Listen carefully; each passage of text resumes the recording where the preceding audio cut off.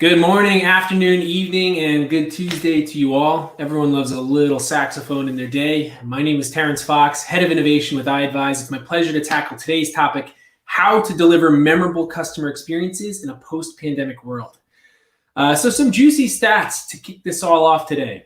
This first one I've said a million times, so I apologize, but it's one that constantly sticks out in my mind. McKinsey found that 75% of consumers have changed where and how they're buying during the pandemic. So having a great experience to counter this scary low loyalty is key. And how important is the experience? PwC found that for 73% of customers, the experience provided by companies is a decisive factor in making a purchase, even more important than the price or quality of the product. Another 43% said that they would pay more to receive a comfortable shopping experience. You can imagine why important today. And 42% said they would pay more for a friendly and welcoming experience. So obviously a good time to audit what sort of first touch point you have in your experience. And then 65% said that a good shopping experience can be more influential than a great advertising campaign. So to really dive into creating a memorable experience in our new normal, we are guided today by internationally sought after speaker, author, organizational consultant, and all-around CX expert, Dr. Joseph Michelli. Is the doctor in the house?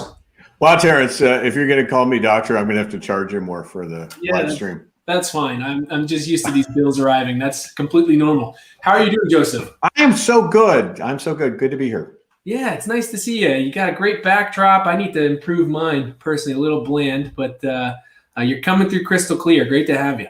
I had a lot of time to put these bricks on my wall. So yeah. Yeah, it's funny you actually said that. We were talking to someone last week who showed us that the bookshelf behind them was actually just a peel-on large sticker that they had found, or like a fig tapestry put up. So very clever. Very clever. Midway through, we were coming on the books. Joseph, how have you been learning and staying engaged the last 12 months? Well, I was going to be doing a book about Godiva chocolate, a client of mine that I'd worked with for years. And then, this little thing, the pandemic came along. Next thing I know, we weren't traveling. We weren't going to their production plant. And instead, I was on a bunch of task forces for my clients, trying to figure out how do we just keep customers? How do we keep our employees safe? And those task forces led me into conversations with a bunch of leaders. And so we put out a book called Stronger Through Adversity, with about 140 leaders input from CEOs of all kinds of companies in there, from Target and Microsoft and Marriott and the like. That'll keep you busy. Yeah, I can say so, right?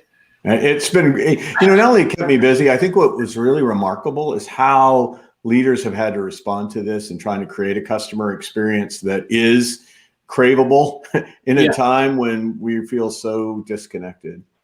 Yeah, absolutely. So on that topic, let's put you in the shoes of a consumer. Tell us about a memorable experience you've had. I've had so many amazing experiences, but I'm actually working with Zoom now. We're talking a little bit about a book for Zoom, and it's been amazing watching these people, respond to 3,000% growth in the last year. And so for me, consumer, being able to use platforms like this and Zoom for me in terms of user ease is an experience that I've enjoyed very much. It's kept me connected to family as much as it's connected to clients.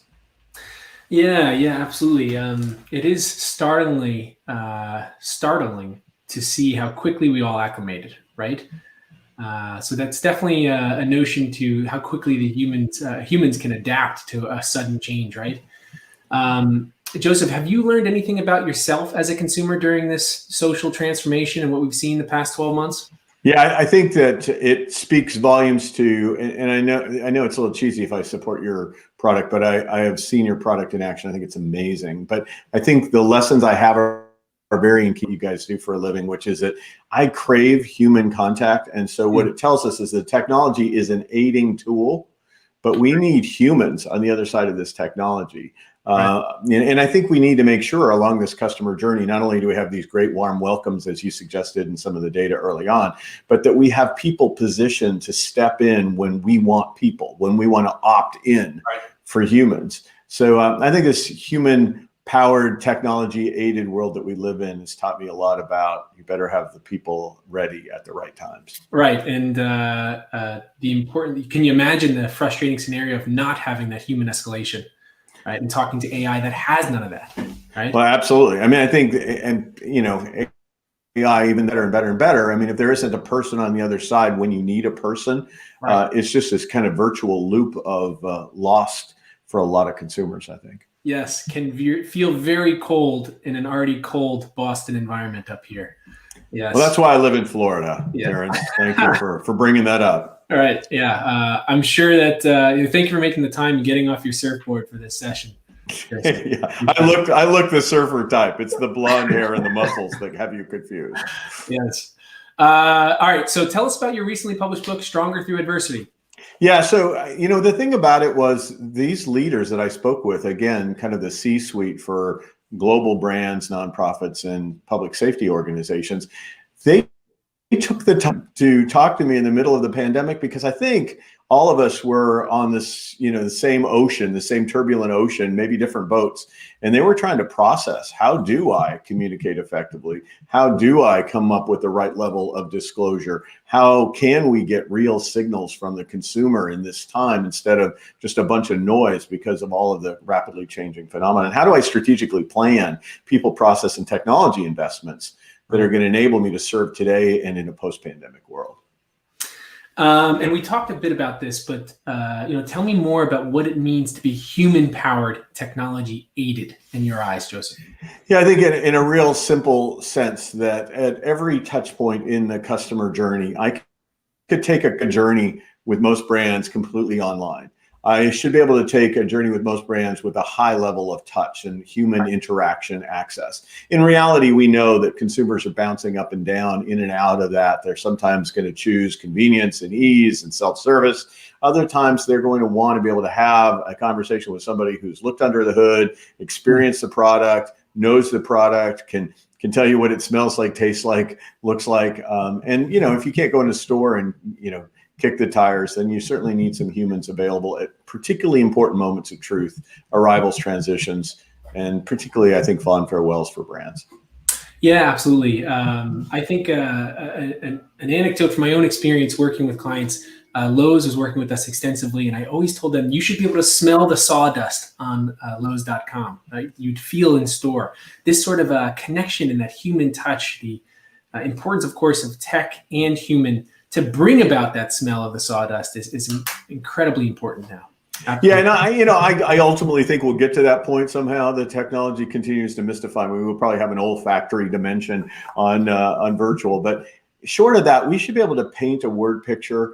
We should be able to pull people into a world of experience, even if we're using it through the dimensionality of visual and auditory that we have available today. And I think, there's certainly lots of immersive technologies that allow people to step into a world of virtual.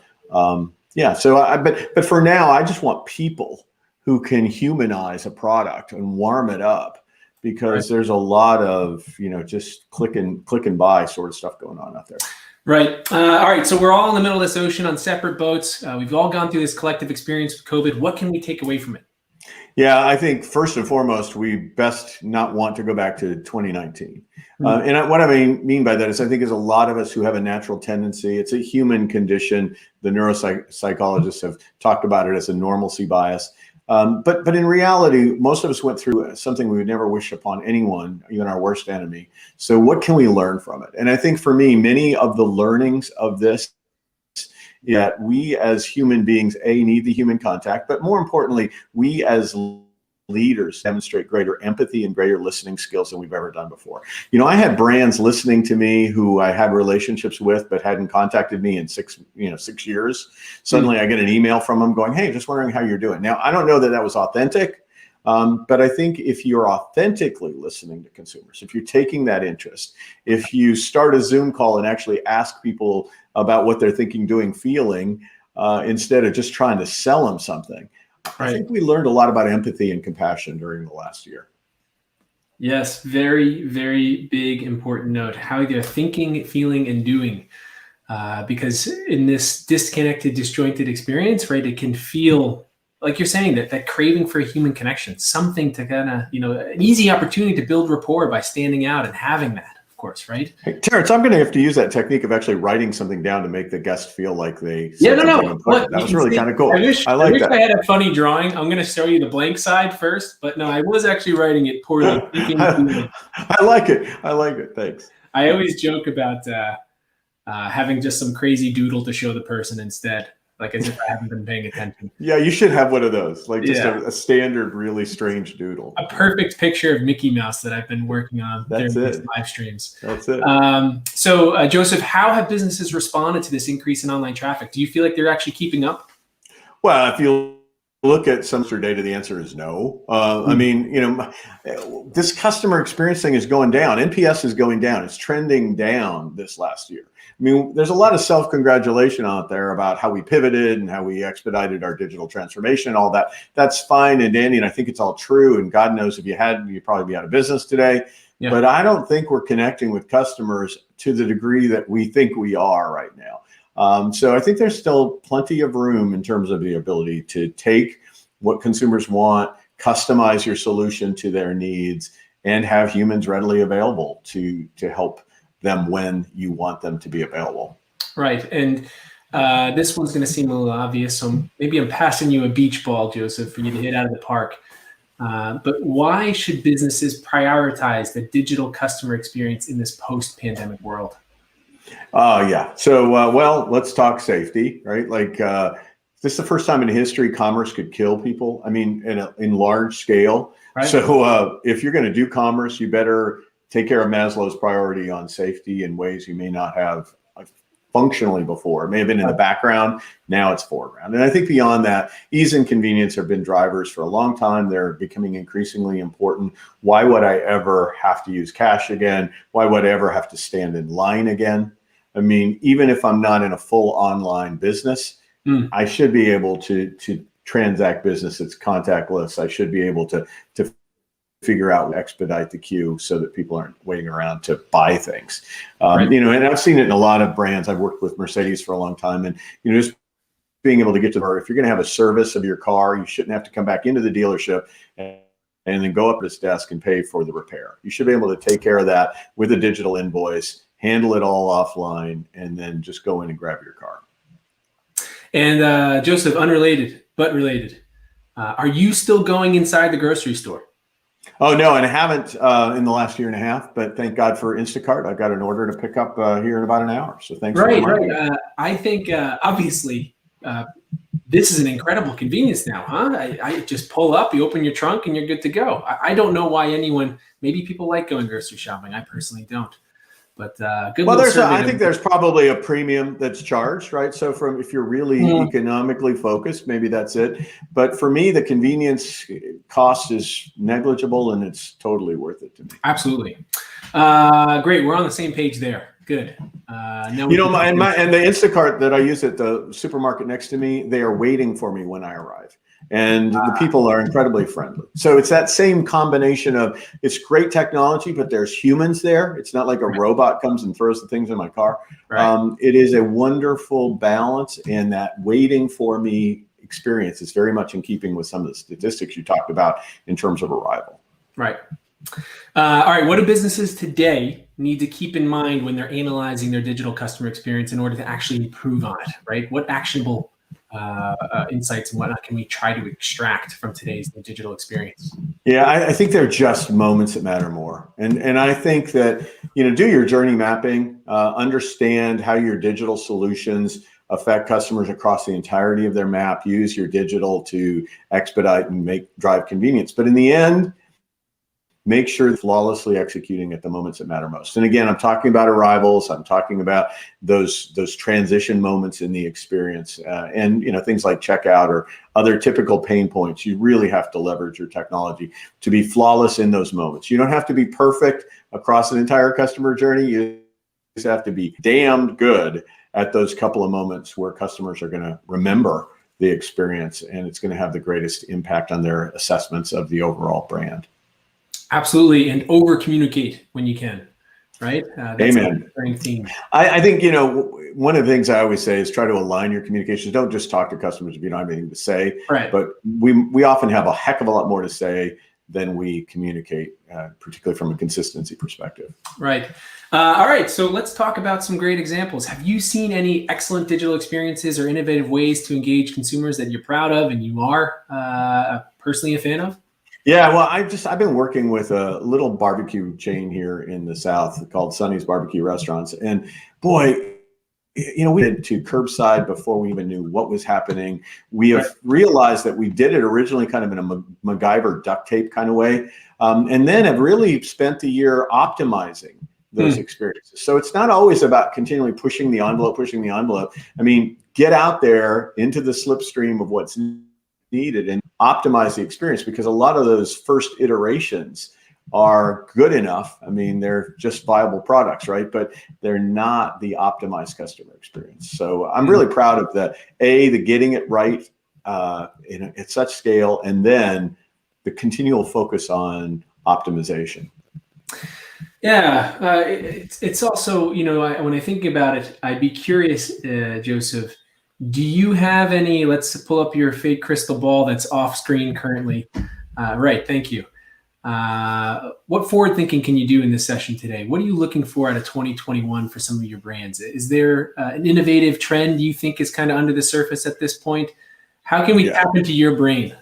Yeah, I think, because personalization is so incredibly important, AI. Right. It's almost like AIO, right? There's a certain kind of thing you got to be aware of, is you've got to use all of that big data analysis to be able to understand preferences of people. So that's that. I think convenience is there in every way.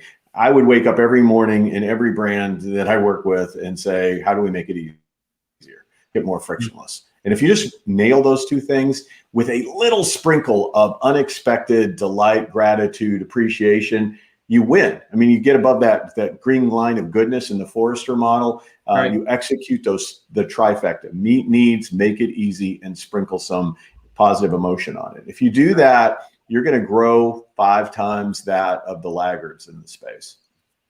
Wonderful. Yeah, sprinkle some delight. Excellent. Well, Joseph, it was a pleasure to have you. Thank you so much for the time.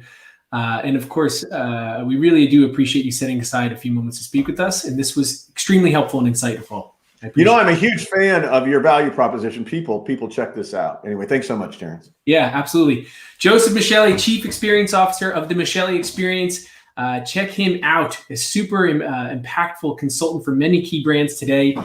Check out his website. Fritz, can you cue it up for me quickly, just so they can have it in the comments?